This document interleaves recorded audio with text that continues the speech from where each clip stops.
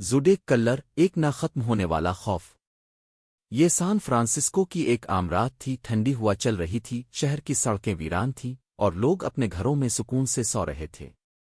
مگر کسی کو خبر نہ تھی کہ ایک سایہ دار قاتل، جسے بعد میں زوڈیک کلر کہا گیا، اسی اندھیرے میں گھوم رہا تھا اپنے اگلے شکار کی تلاش میں۔ پہلا حملہ، خاموش رات میں موت۔ 20 دسمبر 1968 کی رات بیٹی لو جونسن اور ڈیوڈ فریڈرک شہر سے باہر ایک سنسان جگہ پر موجود تھے۔ دونوں نوجوان محبت میں گرفتار تھے، مستقبل کے سہانے خواب دیکھ رہے تھے، جب اچانک اندھیرے سے ایک نقاب پوش قاتل نمودار ہوا۔ بغیر کسی انتباہ کے گولیوں کی آواز نے خاموش رات کو چیر دیا۔ چند لمحوں میں زندگی ختم ہو چکی تھی، خواب ٹوٹ چکے تھے، اور قاتل بغیر کوئی سراغ چھوڑے اندھیرے میں غائب ہو چکا تھا۔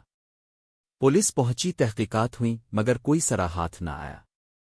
یہ شاید ایک عام قتل سمجھا جاتا، مگر یہ تو صرف آغاز تھا۔ قاتل کا چیلنج، زوڈیک کی پہلی۔ کچھ مہینے بعد 4 جولائی 1969 کو ایک اور جوڑا، دارلین فیرن اور مائیکل میگو، اپنی گاڑی میں موجود تھے۔ اچانک ایک گاڑی آ کر ان کے قریب رکی۔ ایک سائے جیسا شخص باہر نکلا، ہاتھ میں ایک عام سا ریوالور، مگر ارادے کسی جنگ سے کم نہ تھے۔ گولیاں چلیں، ڈارلین موقع پر ہی دم توڑ گئی، جبکہ مائیکل شدید زخمی ہونے کے باوجود بچ گیا۔ مگر اس بار قاتل نے خاموشی اختیار نہیں کی، بلکہ خود آگے بڑھ کر پولیس کو پیغام دیا۔ چند دن بعد سان فرانسسکو کرونیکل اور دیگر اخبارات کو ایک عجیب و غریب خط موصول ہوا۔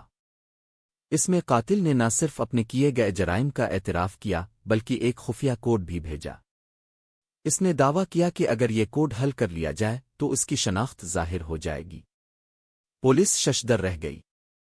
ایک قاتل جو خود کو ناقابل شکست سمجھتا تھا، پولیس اور میڈیا کے ساتھ ایک ذہنی کھیل کھیل رہا تھا۔ زوڈیک کی دہشت کا پھیلاؤ۔ 27 ستمبر 1969 کو برین ہارٹ نیلسن اور سیسیلیا شیپرڈ ایک جھیل کے کنارے بیٹھے زندگی کی خوبصورتی کے مزے لے رہے تھے، جب اچانک ایک عجیب لباس پہنے شخص نے ان پر حملہ کیا۔ اس بار قاتل نے گولی نہیں چلائی، بلکہ چاقو کا استعمال کیا۔ سیسیلیا کی سانسیں وہیں رک گئیں، جبکہ برین زخمی حالت میں بچ گیا۔ یہی نہیں، قاتل نے خود پولیس کو فون کر کے اپنے جرم کا اعتراف کیا۔ یہ میں تھا، میں نے انہیں مار دیا، اور یہ میرا آخری شکار نہیں ہوگا۔